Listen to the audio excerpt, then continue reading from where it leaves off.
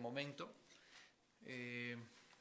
Brevemente y como una introducción, a lo largo de todo el año bíblico, hay ciertas fechas que las conocemos como aperturas de energía, y cuando hablamos de aperturas de energía nos referimos específicamente a lo que se conoce tradicionalmente como las fiestas bíblicas. Pero hay, de todas las celebraciones que tenemos a lo largo del año, hay dos de ellas que no están escritas en la Torá, es decir, en Levítico 23, y una de ellas es Hanukkah y la otra de ellas es Purim.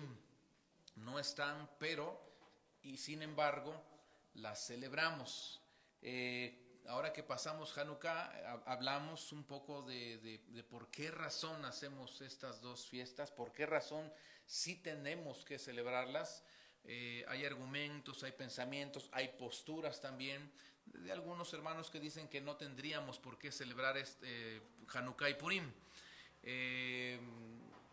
Tienen algunos argumentos, algunos pensamientos, algunas conclusiones, pero como nosotros hemos hallado más, digámoslo así, profundamente el significado tanto de una fiesta que es Hanukkah y en esta que viene pronto ya que es Purim, les hemos encontrado una riqueza muy grande espiritualmente hablando, porque en realidad Hanukkah y Purim no tiene que ver con las acciones que el Eterno ha hecho bueno, voy a decirlo de esta manera, ahorita explicamos mejor, pero en las otras fiestas bíblicas, es decir, en las que están en Levítico 23, claramente se ve la mano de Dios actuando a favor de su pueblo.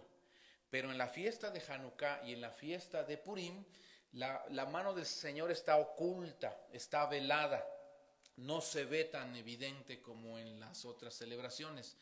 Y por eso es que tiene que ver con lo siguiente, porque en estas dos celebraciones o en estas dos fiestas, realmente a quien Dios le está dando la oportunidad de manifestar el milagro es al hombre, es al ser humano. O sea, las otras fiestas de Levítico 23 es Dios directamente hablando, actuando, pero en estas dos, Hanukkah y Purim, es Dios diciéndole al hombre, ahora hazlo tú. Ahora hazlo tú. Sabemos, hermanos, o creo que la mayoría de ustedes han leído el libro de Esther, y ahí cuenta la historia de todo este acontecimiento que ocurrió en los días de la reina Esther y en los días de Mardoqueo, es decir, Mordejai. Y una de las cosas que regularmente hablamos es que en todo el libro de Esther no aparece el nombre de Dios explícito. O sea, no está diciendo Yud-Ke Vab-Hei, o en ninguna manera el nombre de Dios está escrito en todo el libro de Esther. De hecho, algunos algún tiempo pensaron el excluir al libro de Esther del canon bíblico, porque como no mencionaba a Dios y solamente hablaba de un hecho histórico, pues algunos pensaron que quizás no era de inspiración divina. Pero como les vuelvo a repetir, he ahí el detalle de no escudriñar la palabra, porque cuando la escudriñas, entonces te encuentras que aunque el nombre de Dios no está explícito en todo el libro, pero sí está oculto. O sea, Dios sí está actuando ahí, solo que está actuando tras bambalinas, digamos, ¿no? Detrás del telón está actuando el Señor. Pero el ser humano, en este caso representado por Esther, por Mardoqueo, por los israelitas, ellos son los que están haciendo lo que Dios les va dirigiendo a hacer. ¿Me explico? Y de hecho, como saben, hay una tradición en el pueblo de Israel que se dice que todas las celebraciones bíblicas pasarán. Es decir, que ya no se celebrarán cuando el Mesías venga. La única celebración, fiesta que se seguirá llevando a cabo es la fiesta de Purim. La celebración de Purim. Las otras celebraciones bíblicas, Pesaj, que es la Pascua, Shavuot, que es Pentecostés, Yom Kippur, Sukkot, las cabañas, ninguna de esas ya se tendrán que hacer o no se harán. La única que quedará vigente es la fiesta de Purim. Y a lo largo de estos días vamos a ver por qué razón es. Pero una cosa habremos de mencionar claramente, y es que la fiesta de Purim habla o contiene el secreto de la redención, ¿sí? La historia de Purim contiene el secreto de la redención final, ¿sí? Entonces, por eso es que es bien importante estudiar, conocer qué contiene esta fiesta, porque tiene una energía muy grande, muy fuerte para salvación, para restauración. De ahí que sea necesario el que todos podamos revisar este tema, ¿sí? Bien, bueno, espero que en lo posible puedan ir escribiendo, puedan ir tomando apuntes. Eh, Quizás no acabemos hoy o sí, no lo sé. Bueno, en primer lugar hemos de decir que la fiesta de Purim se celebra el 14 del mes de Adar, ¿sí? Como saben, ya estamos ahora mismo en el mes de Adar. Estamos hablando de los meses bíblicos. Y así se le llama al 12º mes, al mes 12º del calendario hebreo. ¿Cómo se le llama? Adar. Y el día 14 de Adar es cuando celebramos la fiesta o la celebración que conocemos como Purim, ¿sí? Purim. Se los voy a escribir también en hebreo para que lo puedan tener ahí como un registro importante en sus apuntes. Purim. Bien. Purim. Entonces, y dicho sea de paso, como parte de la celebración de Purim, nosotros ayunamos un día antes, ¿sí? Ayunamos un día antes, que ese ayuno se le llama el ayuno de Esther, o así se le conoce tradicionalmente, ¿sí? Ahora, ¿quiénes ayunan? Todos, todos. Los adultos, las mujeres, los niños, todos en la casa deben ayunar, ¿sí?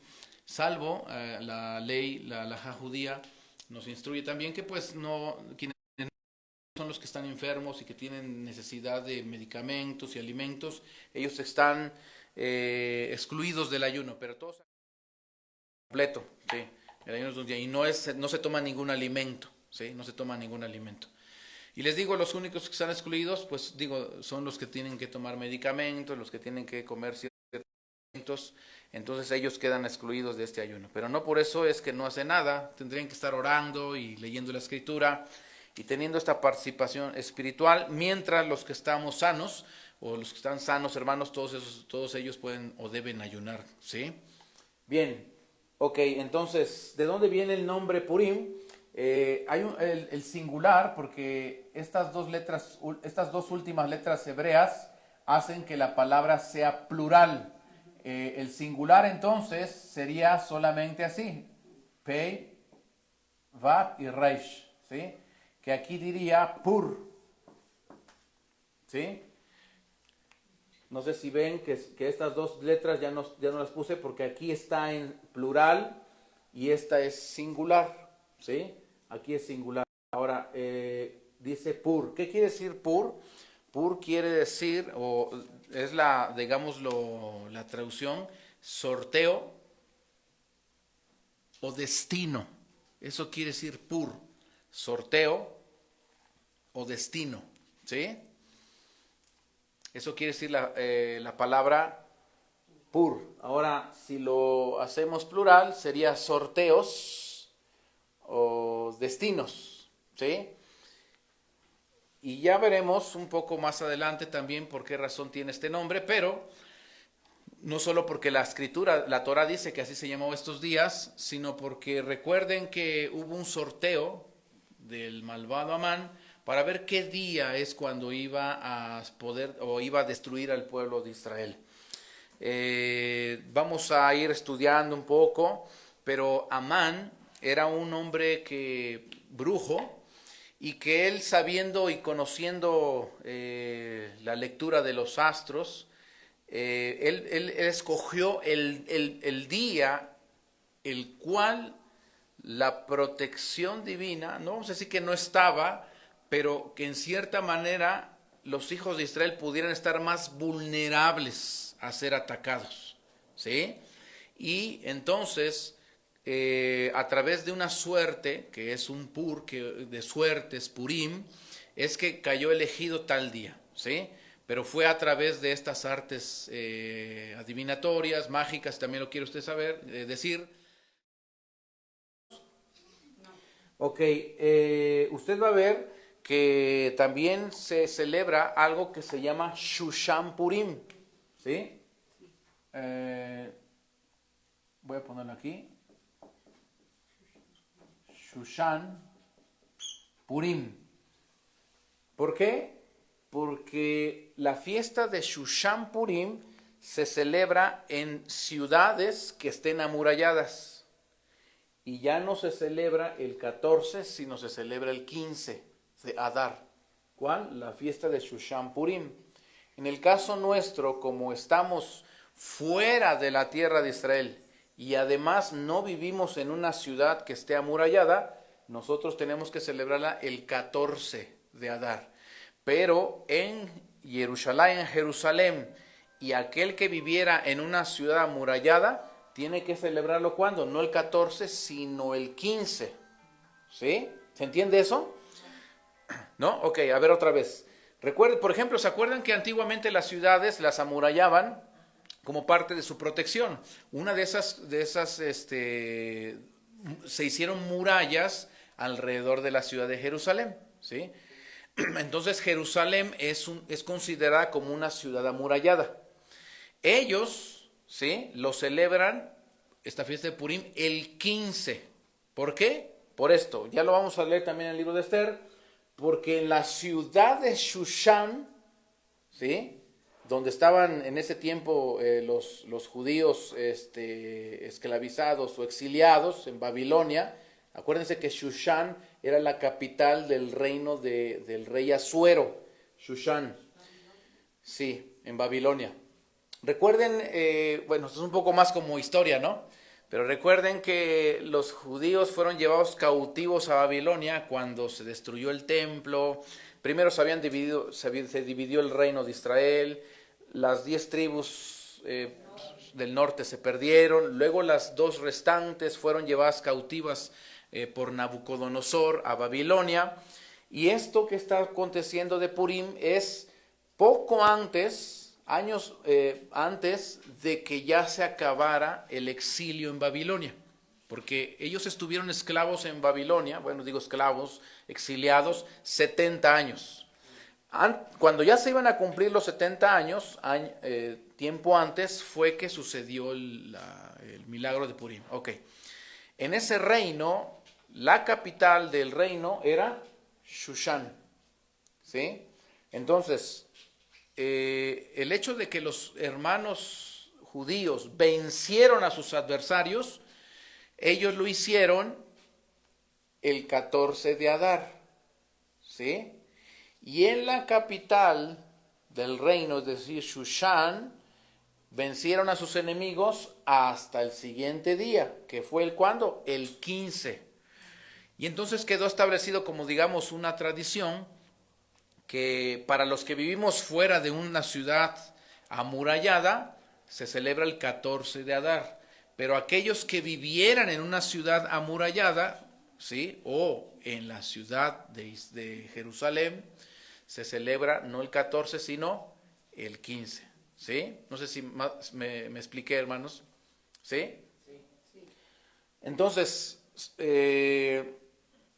por decirlo de una manera, todos aquellos que vivimos, por ejemplo, fuera de Israel, es decir, en el exilio, tenemos esta obligación de hacerlo el 14, ¿sí? El 14. Si usted fuera a Israel y usted llegara allá exactamente el 15 de Adar, usted va a ver que allá están celebrando, ¿sí?, la fiesta de Purim. Bueno, ¿alguna pregunta más, hermanos?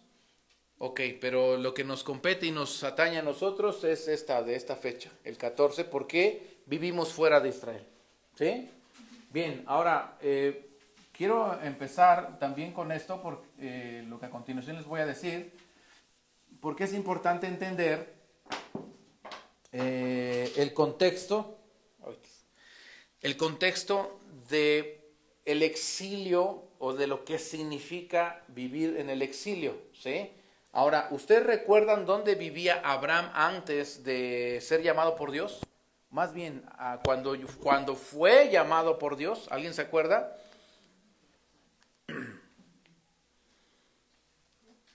¿Alguien recuerda dónde vivió Abraham con toda su familia? ¿Cómo? Muy bien, sí, sí. Ur de los caldeos le dan traducido, ¿no? Gracias. Ur de los caldeos. Ahora, por favor tenga atención en esto porque Ur de los caldeos, o bueno, ese territorio, muchos años después, fue lo que después se conoció como Babilonia. ¿Sí? Aquí estamos hablando en los días de Abraham y Babilonia es en los días de Esther. ¿Sí? Ya mucho tiempo más adelante. Ok, busquemos un texto. Génesis capítulo 11, verso 28. Por favor, búsquenlo para que leamos este. Génesis 11, 28.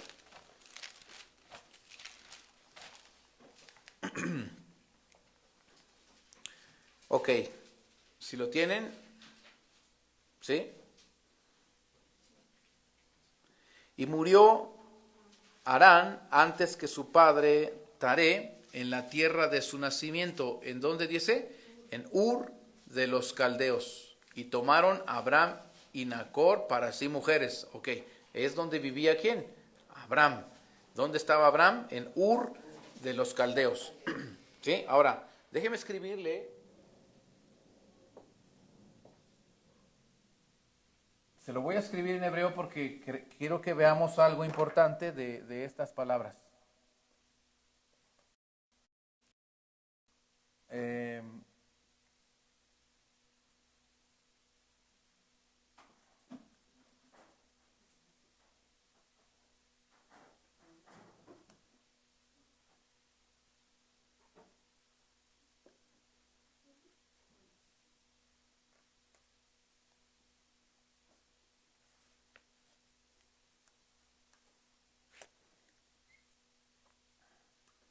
En hebreo, cuando nosotros encontramos la palabra Ur de los caldeos, en hebreo dice de esta forma. Voy a poner la fonética para que la puedan también escribir. Recuerde que el hebreo es de derecha a izquierda. Y aquí dice Ur, ¿sí? Y aquí dice Kashdim, ¿sí? Perdón, Kasdim.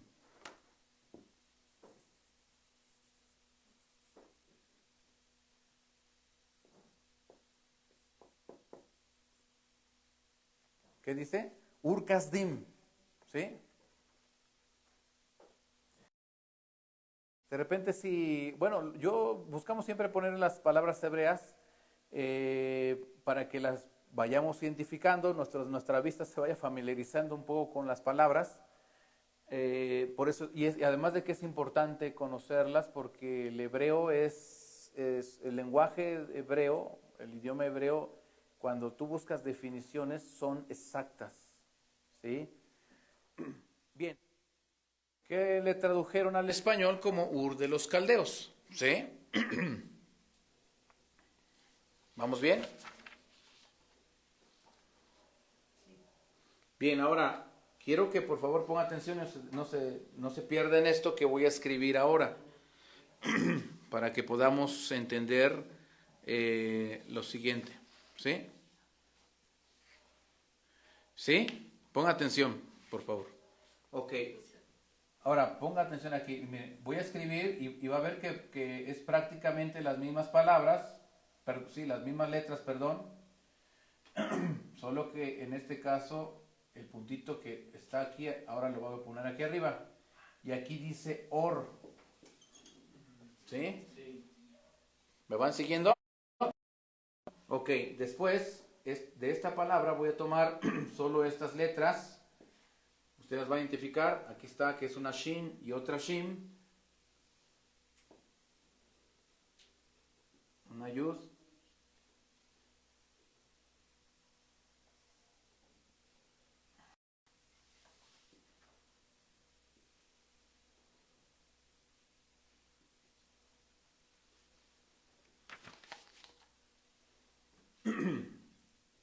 Y le vuelvo a repetir que esto es como parte de la introducción para entender Purim, y es importante entenderlo porque por lo siguiente. Ahora, aquí dice,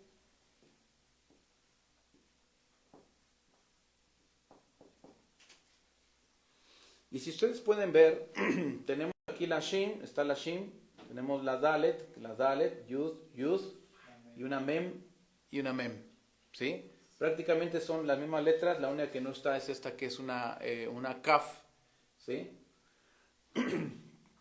Pero las demás letras son las mismas. Aquí dice Ur y aquí dice Or. Y si usted ve la diferencia, solamente es prácticamente un puntito. Pero las dos palabras quieren decir luz. Pero no se equivoque, espérese antes de. Las dos palabras quieren decir luz. Pero esta que dice Or es luz del Creador. ¿Sí? Es una luz, llamémosle buena. ¿Sí? Por usar un término para fines de entendimiento. Es una luz buena. ¿Sí? Y esta, si es una luz, también es luz, pero no es una luz buena. Vamos a llamarle que es una luz mala. ¿Me van siguiendo hasta acá? Ahora, lo que estoy diciendo desde una perspectiva más de interpretación más profunda, es extraño porque la luz en realidad, la luz no es buena ni mala, la luz es y ya, ¿sí? Pero cuándo es buena o cuándo es mala, depende del uso que le des. ¿Me explico? Que por ejemplo ahorita la luz esta de aquí, ¿cómo es? Es una luz buena porque nos está iluminando. Pero si alguien agarrara los cables así pelados y nada, ya le dañaría, no le sería buena, le causaría un malestar. ¿Me explico? Entonces la luz no es buena ni mala, la luz es. Pero solo para que les explique ahora, dije esto, ¿no? Que es una luz buena y una luz mala. Pero es porque, digámoslo, es por esta razón. Ahora, entendido esto, Ur. Pero cuando la escritura dice Ur Kasdim, y aquí aparece, porque dentro de la palabra Kasdim está la palabra Shedim, ¿sí? ¿Y qué quiere decir Shedim? Shedim quiere decir demonio, o más bien demonios, porque está en plural, demonios, ¿sí? ¿Se entiende? Sí, Shedim quiere decir demonios. Ok. ¿Qué significa entonces Ur Kasdim?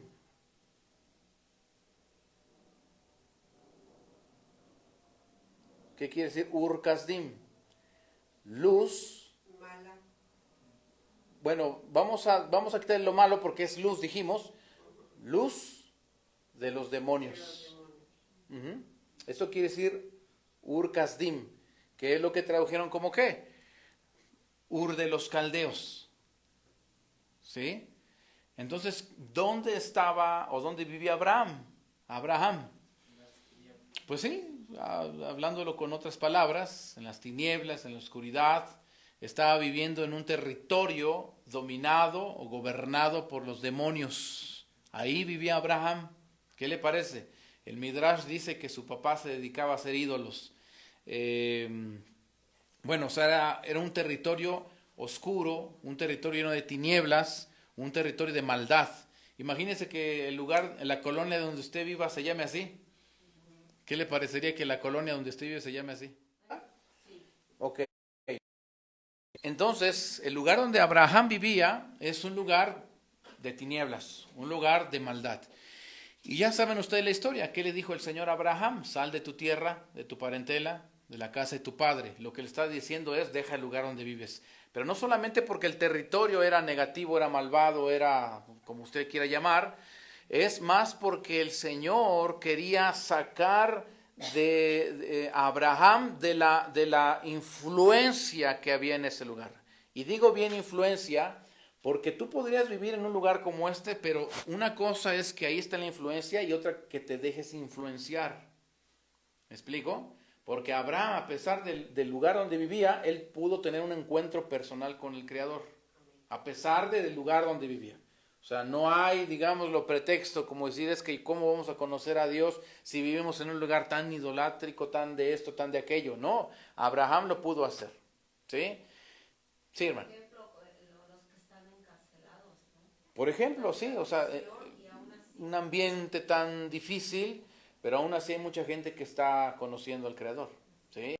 O en lugares, en otras partes del mundo, en la India, por ejemplo, donde hay una serie de idolatrías y de paganismos, pero hay gente que está empezando a conocer al Creador, ¿me explico? Entonces, Ur de los Caldeos era un lugar así, lleno de impureza, de oscuridad y tinieblas, pero que el Creador, o más bien Abraham, pudo tener este encuentro personal con el Creador, ¿sí? Y de ahí fue donde Abraham fue sacado. Y se recuerdan, el viaje fue a Harán y de Harán fue a la tierra prometida. Pero Dios sacó a Abraham de Ur Kasdim. Y cuando Israel es conquistado por Nabucodonosor, es nuevamente llevado ¿a dónde? Porque ya le dije que Ur Kasdim después, ¿cómo se llamó? Babilonia. O sea, cuando vino la conquista de Nabucodonosor sobre la tierra de Israel y que el templo fue destruido y todo esto, y fueron llevados cautivos allá, es porque fueron nuevamente llevados a este territorio de oscuridad, a este territorio dominado por las tinieblas, por los demonios. ¿Se da usted cuenta? Ahora, la fiesta de Purim o el suceso de Purim ocurre en ese ambiente, ocurre en ese ámbito de oscuridad y tinieblas. ¿Me siguen? Ahí es donde está ocurriendo. Por eso es que quiero que tengan esto como una referencia, porque lo que aconteció en Purim no fue poca cosa, no es como que, bueno, pasó esto, no, o sea, fue algo increíblemente grande. ¿Por qué? Porque la idea principal era sacar nuevamente al pueblo de Israel de ahí, ¿sí? De este ámbito de tinieblas y de oscuridad. ¿Se entiende, hermanos? ¿Hasta aquí van conmigo? Ahora, una cosa que tenemos que tener puntualmente presente es nombres que da el libro de Esther, nombres, lugares y todos estos datos, porque cada uno de ellos tiene algo que decirnos. Cada uno de estos nombres, lugares, datos, tiene algo que enseñarnos. Y lo primero que he de decirles, ya entrando un poco más al tema de la fiesta de Purim, hay, digámoslo, 4 personajes principales en esta historia. Habla de otros más, pero los 4 principales. ¿Cuál? Primero, el rey. ¿Cómo se llamaba el rey? Asuero, que en hebreo se dice Ahashverosh. ¿Sí? Este es el primer personaje que aparece en la historia de Esther y su nombre en hebreo es Ahashverosh. ¿Sí? El segundo, digámoslo, personaje importante que también empieza hablando el libro de Esther es un hombre que se llama Amán. ¿Sí? ¿Cómo se llamaba? Amán. Que dicho sea de paso, Amán es un descendiente del pueblo de Amalek. ¿Se recuerdan? Ese nombre también está en la Biblia, Amalek. Y solo para tenerlo en cuenta, ok, ¿puedo borrar esto, hermanos? Ok, voy a borrar esta parte. Amán, este hombre que fue el que planeó la destrucción del pueblo de Israel, es un descendiente de Amalek, ¿sí? Pero para que entiendan quién es Amán, que es descendiente de Amalek, Amalek tiene el mismo valor numérico que la palabra Safed. Y Safed, Safek, perdón. Safek, que duda. ¿Sí? Y entonces, si Amán es descendiente de Amalek, Quiere decir que el pueblo de Israel una vez más tuvo una batalla con Amalek, pero en realidad tuvo una batalla ¿con quién? Con la duda. ¿Saben? Si se acuerdan cuándo fue que apareció Amalek? Cuando Israel salió de Egipto y recién habían cruzado el Mar Rojo, y Israel se le ocurre decir, ¿Dios estará con nosotros? Fíjense qué pregunta. O sea, una pregunta de duda. ¿Acaso Dios estará con nosotros? Y que aparece Amalek y tuvieron una gran batalla. Ustedes la han de recordar porque dice que mientras Moisés levantaba las manos, Israel prevalecía, pero cuando él bajaba las manos, Amalek prevalecía. ¿Sí? Esa fue una de las primeras batallas que tuvo Israel ya fuera de Egipto. ¿Cuál? Con la duda. No es un pueblo. Por eso Dios, cuando dio la instrucción a sus hijos, al rey Saúl, que le dijo, mira, destruye, no dejes vivo nada, mujeres, niños, hasta los animales de Amalek, todo destrúyelo. ¿Pero por qué está diciendo eso? Porque Amalek representa ¿qué?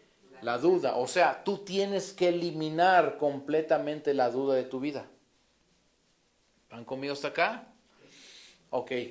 Ahora, si revisamos un poco la historia y demás, Saúl no mató a todos los amalecitas. Y de entre todos esos que sobrevivieron, digamos, salió este que dice la historia del libro de Esther, que se llama Amán. Y otra vez se levanta, ¿qué? La duda. Hacerte dudar del Creador. Purim, la fiesta de Purim, trata de eso. Porque muchas veces, constantemente a lo largo de tu vida, vas a estar luchando contra la duda, la incredulidad. Vas a dudar que si Dios está contigo, vas a dudar de esto, vas a dudar si Dios te va a ayudar, si te va a responder. Estás dudando si realmente Dios escucha tus oraciones o no. Dudas del sistema divino del Señor. O sea, siempre vas a estar atacado, ¿qué? Por la duda. Por eso cuando aparece, dice el Señor, extermínalos completamente. ¿Pero qué quiere decir eso? Está hablando de la duda. No es que vayas contra una persona, ¿me explico? Porque ¿qué Dios es ese que te dijera que mates personas? Pues no, ¿verdad? Lo que está hablando es que por favor extermines la duda de tu vida. ¿Sí? ¿Cuántos están conmigo hasta acá? ¿Sí? Ok, bueno. Entonces Amán viene de Amalek. Es el segundo. El otro que se llama Mardoqueo, que en hebreo se dice Mordejai. ¿Sí?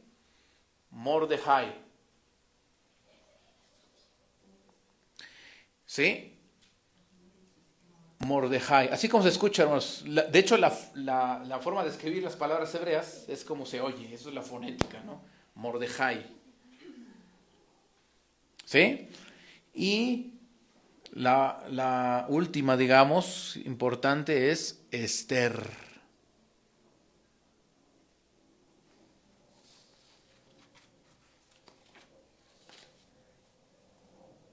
¿Sí? Esther. Bien. ¿Puedo borrar? Sí. Ok.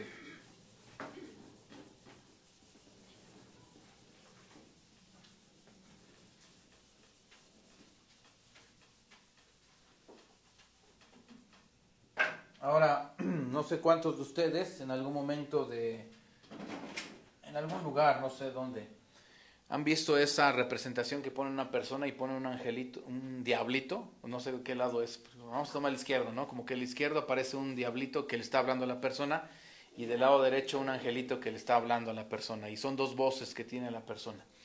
Ese principio está basado de una verdad bíblica, porque todo ser humano, nosotros por ejemplo, ¿sí?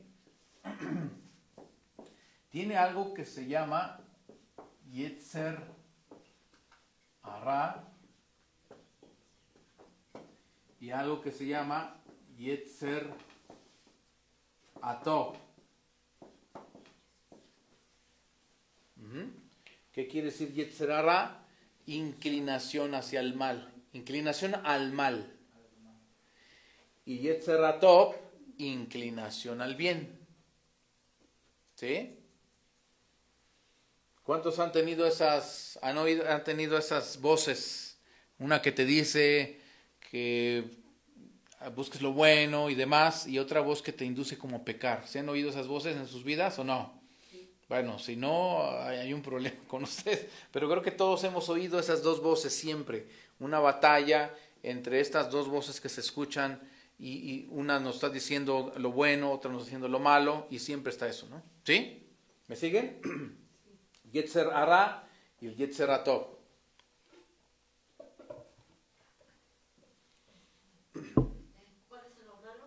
Ok, Yetzer Hara es inclinación al mal y Yetzer Hatov es la inclinación al bien.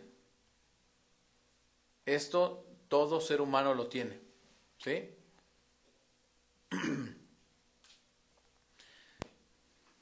¿Sí? ¿Cuántos me siguen hasta acá? Ok, ahora, ¿por qué les digo esto? Porque como hemos dicho en otras ocasiones, y es importante tenerlo siempre presente, todas las historias en la Biblia en persona, como alma. Y la primera cosa que tenemos que ver aquí de estos cuatro personajes que le acabo de hablar es lo siguiente. Ok, Mardoqueo representa la inclinación al bien.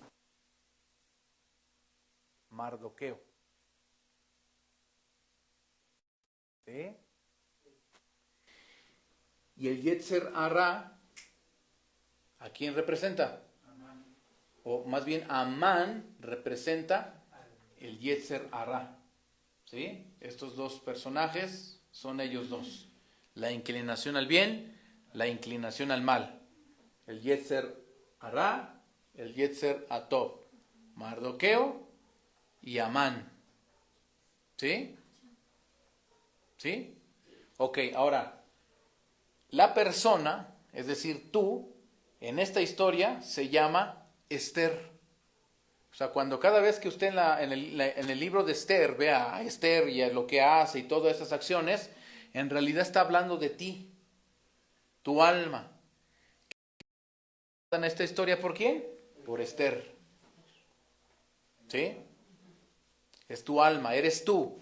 Recuerde que este aspecto físico que tenemos acá es solamente como una botarga, porque no, lo que vemos no somos realmente, sino la alma que está dentro de nosotros, que está en imbuida en este cuerpo. ¿Me siguen? Ok. Y el rey Ahasverosh, ¿sí? El rey Ahasverosh representa a quién? No, a Dios. El rey Asuero, exactamente. El rey Asuero, en este caso, es representación del Creador, del Dios Todopoderoso. ¿Sí? Ahora, estoy diciendo que la historia habla de que estaba en Babilonia esclavo o en la diáspora, y la idea es que regrese a la tierra de Israel. O la fiesta de Purim, digo, es el detonante para que ellos pudieran salir libres de allá. Entonces no está hablando de un pueblo, está hablando de quién. Diga, está hablando de mí. O sea, tu alma en algún momento determinado está en Babilonia, en un lugar que es luz o que hay qué, luz, ¿de qué dijimos? Luz demoníaca, luz de los demonios. O sea, el alma está cautiva. Ahora, ¿qué significa que el alma está cautiva? Todo eso que hemos pasado alguna vez, tristezas, depresiones, iras, contiendas, y ya sabe usted como habla el apóstol Pablo, pero por ejemplo hasta la flojera, y todas estas actitudes, ¿sí? Y todas estas soberbias, y todas estas cosas que son rasgos negativos que están encarcelando al alma o que la tienen, digámoslo, incapacitada, y la idea o lo que está platicando el libro de Esther es el asunto de ¿qué? De la liberación del alma. Entonces decimos que es una historia tuya, no es una historia de un pueblo que le pasó hace no sé cuánto tiempo. está hablando de ti. Está hablando de ti. Y todo el libro de Esther, ustedes y yo lo vamos a ver o lo vamos a estar leyendo, pero usted va a ver, como dijimos, aparentemente como que Dios no está haciendo algo ahí. Pero ¿quién es el que está en escena haciendo todo lo que tiene que hacer? El alma, en este caso Esther. Porque Esther es la que dice ayunemos, Esther es la que va delante del rey y empieza a pedir acerca de su salvación y todo esto. O sea, el alma, es decir, Esther, es la que empieza a provocar el milagro de la liberación. ¿Me siguen? Por eso no es que nos basemos en una historia y dice uno, bueno, es una historia que pasó y qué bonito y nos disfrazamos porque nos vamos a vestir de personajes de la historia de Esther, y alguno de ustedes podrá vestirse de Mardoqueo o de la reina Esther, no sé, pero esto es más allá que solamente una celebración externa, porque tiene que ver con el deseo verdadero de yo ser libre de aquellas cosas que me han encarcelado y que me han atado, de rasgos negativos. ¿Qué les parece? Entonces, cada vez que viene la celebración del libro de Esther, hermanos míos, cada vez que viene la celebración de Purim, es la oportunidad de salir libres. Pero póngame atención. Ahora, le voy a explicar una cosa. Cuando yo pongo la palabra Purim, ¿sí? Dentro de las fiestas de Levítico 23 hay una fiesta que se llama Yom Kippur, ¿sí? Esta se celebra el séptimo mes del año, el séptimo mes a los 10 días. Pero ya ve que tiene un poquito de parecido con Purim, solo que aquí dice día de expiación. Y aquí dice, Purim, y ya les dije que es Purim. Purim significa ¿qué? Suerte o destino. Pero aquí abajo dice expiación. Ahora, estas dos palabras están conectadas. ¿Sí? Kippur y Purim están conectadas. Y déjeme decirle algo importante de estas dos celebraciones. Ahora, en Yom Kippur buscamos la expiación de nuestros pecados. ¿Sí? Y una de las características de la fiesta de Purim es que tenemos mucha alegría, o debe haber mucha alegría, mucho gozo. O sea, no podemos permitirnos estar tristes en la fiesta de Purim. ¿En dónde está la conexión entre estas dos palabras? Una de ellas está en que en Kippur te perdonan de tus pecados y en Purim demuestras la alegría porque estás perdonado. Una cosa más donde están conectadas estas dos palabras es en lo siguiente.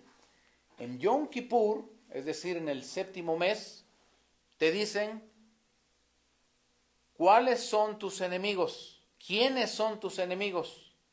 En Yom Kippur. Y en Purim es el día de matarlos. Te dan la fuerza para destruir a todos los adversarios y todos los enemigos. ¿Sí? ¿Qué les parece? Por eso hay mucha alegría, mucho gozo. ¿Sí? Otra cosa, algo más. En Kippur te dan vida, o sea, dicen, este va a vivir. ¿Sí? O sea, nos decretan que vamos a vivir en el año que estamos comenzando. En Kippur te dan vida. ¿Sí? Y en Purim te dan calidad de vida. ¿Qué diferencia hay? En Kippur te dicen puedes vivir, vas a vivir, pero en Purim te dicen vas a vivir bien. ¿Y qué es vivir bien? Hermanos, mínimamente feliz, contento, con paz, con alegría. O sea, miren, ahora, este es el secreto. Porque si tú en Purim vienes y no aprovechas la energía de ese día, este Purim te va, o sea, te dan la carga, la energía, te insuflan de todo el poder para que todo el año que viene más adelante tengas calidad de vida. Pero si tú en Purim no aprovechas, o sea, yo no sé qué va a pasar el año, pero hay la posibilidad de que no tengas esta calidad de vida. ¿Cuándo se adquiere la calidad de vida? En Purim. Por eso todo lo que hacemos aparentemente podría ser muy sencillo, como venir y leer el libro de Esther, regalar comida entre nosotros, darle sedacá a alguien que sea pobre. Todas estas cosas que aparentemente podrían ser muy sencillas para alguien, pero eso va a causar que tú tengas calidad de vida. ¿Qué les parece? ¿Sí? Entonces, ¿quieren calidad de vida? Pues digo, creo que todos la estamos buscando, la queremos, porque ya nos decretaron que vamos a vivir, Baruch Hashem. Pero ahora el Señor dice, bueno, ya te dije que sí vas a vivir, pero quiero que vivas bien, ¿sí? Yo también quiero vivir bien, Señor. Muy bien, ¿cuándo se nos da eso? Purim, en Purim. ¿Qué les parece? Por eso les decía yo al principio que una de las cosas que debemos entender es que a lo largo del año hay fechas, estas ventanas de oportunidad donde podemos tomar de la luz que necesitamos para lo que sigue del año, para todo lo demás. Si no aprovechamos estas celebraciones, si no aprovechamos, nos perdemos de esta carga de energía, de vitalidad, de fuerza, de salud, de no sé qué falta en tu vida, y por eso a lo largo del año vamos padeciendo cosas. No es sino que no hemos aprovechado las oportunidades que Dios nos da para recargar las pilas, digamos. Ahora, ¿cuánta gente pasa Purim de noche, digamos? O sea, no sabe, no se enteró que bebía Purim. Y luego entonces dice uno, pero ¿por qué me ha pasado esto? ¿Y por qué no podemos vencer aquello? Bueno, hoy tenemos la sabiduría y la oportunidad de conocer que ciertas fechas durante el año Dios las ha establecido para que podamos vencer, desaparecer el caos, para anular la muerte que se ha adherido a algunas áreas de tu vida. Yo les he dicho muchas veces que no es solamente la muerte física, a veces negocios mueren, relaciones mueren, ¿sí? Y en muchas áreas hay mortandad, y estas fechas son para arrancar, desprender la mortandad de esa área de nuestras vidas. Para eso sirven estas fechas. No es nada más una reunión social y ya. Tienes que venir con conciencia y dices, no, yo vine aquí para arrancar, para vencer, para destruir, para que yo pueda tener una verdadera calidad de vida. El maestro Yeshua habló de una vida abundante, y entonces, ¿dónde está esa vida abundante? ¿Dónde está que no la hemos vivido? Bueno, el Señor Yeshua dice, si me amas, guarda mis mandamientos, y ahí está el secreto para empezar a disfrutar de aquello que Él habló un día, de la vida abundante, la vida de bendición. ¿Sí? No son solo palabras, y no es que solo algunos puedan experimentarlo. Estas bendiciones están disponibles para todo aquel que quiera. Entonces la fiesta de Purim, y por eso les decía que es la celebración que va a seguir después, aunque el Mesías siga aquí, cuando ya aparezca y venga aquí por segunda vez, esta fiesta seguirá en pie. ¿Por qué? Porque tiene que ver con el gozo, porque tiene que ver con la completitud, porque tiene que ver con la liberación, porque tiene que ver con estar pleno y salvo. Por eso es que Purim seguirá celebrándose, aunque el Mesías ya aparezca aquí otra vez. ¿Qué les parece? Las otras fiestas ya no, ya habrán cumplido su propósito, pero Purim, aunque tiene que ver con un propósito, es experimentar la vida eterna. De eso se trata Purim, que estés contento, que estés alegre. Estamos hablando que la felicidad la obtuviste por algo externo, sino que es tu alma que ha sido salvada, que ha sido liberada, que ha podido vencer todos los rasgos negativos, la inclinación al mal. ¿Sí? ¿Qué les parece? De eso se trata Purim, digamos a grandes rasgos. Más allá de que digan, hermanos, hacemos esto y esto, podríamos hacerlo y lo vamos a hacer, pero en su momento. Pero lo más importante es, les digo, por esas razones que nosotros celebramos Purim. Ahora imagínense que no la celebráramos, pues nos perderíamos de muchas cosas. Pero la idea principal que Dios nos invita a celebrarla, es para que podamos obtener los beneficios de todas estas fechas, de todos estos días. ¿Qué le parece? ¿Alguna pregunta, hermanos? ¿Algún comentario? ¿Hasta aquí todo bien? ¿Sí? Bien, pues yo les voy a invitar a que pues sigan viniendo. Mañana con Bezrat Hashem vamos a seguir hablando de la fiesta, porque como ya nos va a alcanzar para la otra semana, entonces acuérdense que les he enseñado que conocimiento es conexión. Si tú tienes el conocimiento, puedes conectar. Si no tienes conocimiento, no hay manera de conectar. Si hay conocimiento, hay conexión.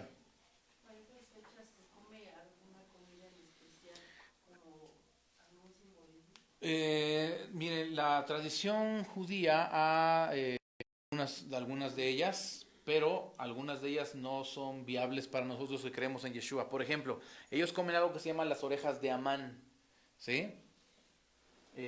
Son unas como galletas que tienen forma, bueno, aparentemente como de una oreja, y dicen ellos que es un postre tradicional para ese día. Ahora, ¿pero por qué no lo comemos nosotros? Bueno, la idea es eliminar la inclinación al mal, que en este caso es Amán, ¿sí? Pero el hecho de comerla es como que si estuviéramos participando de la esencia de lo que representa Amán. Entonces por eso no comemos las galletas de Amán. Ok, la segunda, se toma vino, ¿sí? Pero ponga atención porque la enseñanza rabínica dice que hay que emborracharse hasta que ya no puedas distinguir entre Amán y Mardoqueo. Esa es la enseñanza de los rabinos. Hay una razón por la cual lo dijeron, pero nosotros tenemos una enseñanza en el reino de los cielos que dice, no os embriaguéis con vino, ¿sí? En lo cual hay pérdida, o sea, no hay propósito, es vano, pues. Sí, claro, no tendría razón de ser. Ahora, déjeme decirle algo respecto de eso, porque quien podría beber vino, digámoslo, en una gran cantidad, es alguien que realmente tiene una santidad muy elevada. O sea, no estoy diciendo que no se puede hacer, sí se puede. El problema de que todos beban es porque no todos tienen la santidad adecuada. Y entonces si se emborrachan, ¿qué cree que van a hacer? Pues, o sea, van a hacer, al contrario de hacerlo en santidad, pues van a terminar perdidos.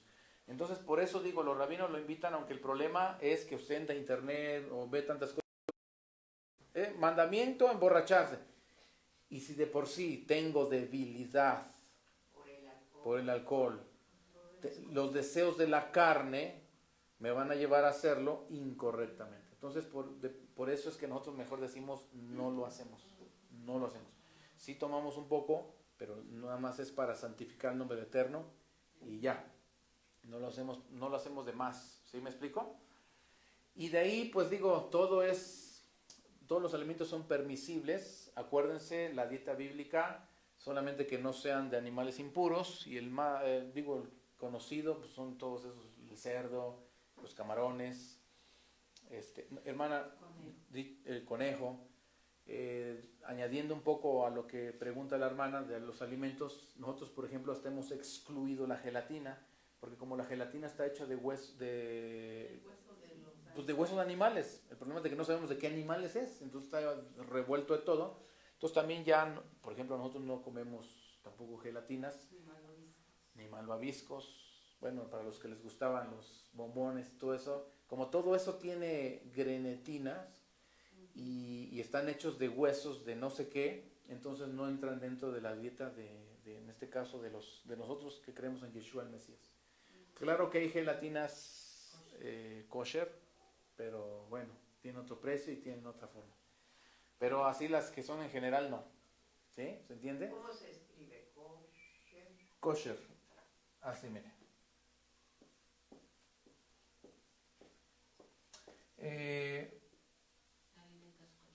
Sí, algunos productos tienen como una K, no me acuerdo si tiene un círculo o algo así. Bueno, algunas creo que muy raras, no lo he visto muy seguido, pero algunas tienen una Magen David. Por ejemplo, los cereales, los cornflakes, todos creo que sí tienen una K. Pero ninguna gelatina que usted encuentre en el Aurrerá, en el Walmart así, es kosher. Las únicas gelatinas kosher las venden los hermanos judíos. O sea, por aquí no hay. Bueno, de ahí en fuera, mientras no sean alimentos que están prohibidos por la Torah, puede comer. Lo único que tampoco no combinamos es carnes rojas y leche.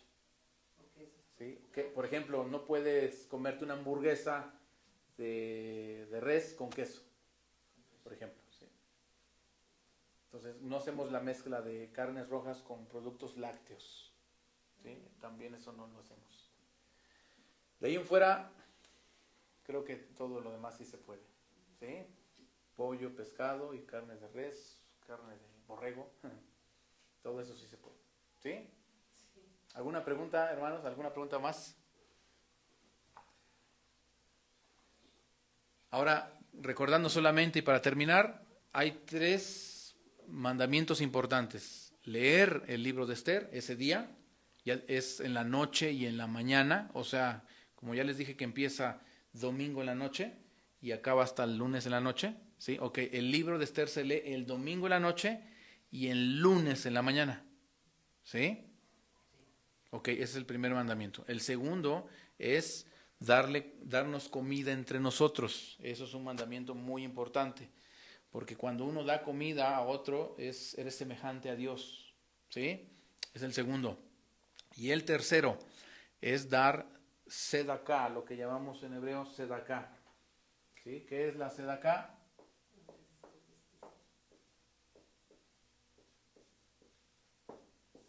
Sedaká. ¿Qué es sedaká? Se puede traducir como obras de justicia y por decirlo de otra manera es darle dinero a un pobre. ¿Sí? Darle dinero a un pobre. Pero teniendo en la mente lo que dice la Escritura, que lo hacemos primero con los hermanos de la fe, con la familia de Dios. ¿Sí? Si entre nuestros hermanos hay alguien que tiene, se les da a ellos. Y si entre nosotros ya no hay o ya les di, entonces pasamos a la segunda categoría, que son pobres, que no son creyentes, pues, ¿sí? Pero primero se hace con la familia de la fe. El segundo, Darnos comida entre nosotros. ¿Qué? Puede que le regales de comer a un pobre, ¿sí? O le des dinero. O sea, cualquiera de estas 2 cosas puede ser. Pero sí es parte de las 3 cosas que hay que hacer en Purim. Entonces, y como así como ayunamos todos, así también todos participamos de estas 3 cosas. O sea, a lo mejor hasta los niños ahorran unos pesos o una cantidad de dinero para darle a alguien. ¿Sí? ¿Sí? ¿Alguna pregunta más? ¿Sedaká es dinero? Dinero o comida. Dinero o comida. Una despensa, por ejemplo. Sí, o sea, pero ahí es ya para alguien, dijimos, que tiene necesidad. La verdad es que tiene necesidad. Ahora, digo, ¿cuántas personas que tienen necesidad conocemos? Pues varias.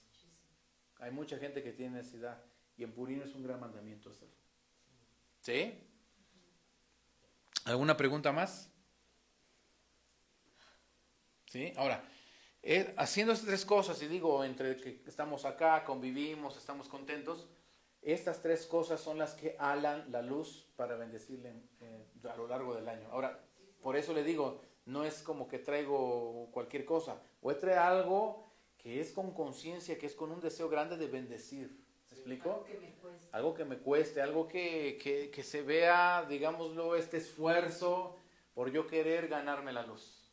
¿Sí? Porque acuérdese que le dije que Purim es Dios diciéndote, a ver, hazlo tú. Tú haces el milagro. Yo, Señor, sí, es tu oportunidad. Sale, voy a hacerlo.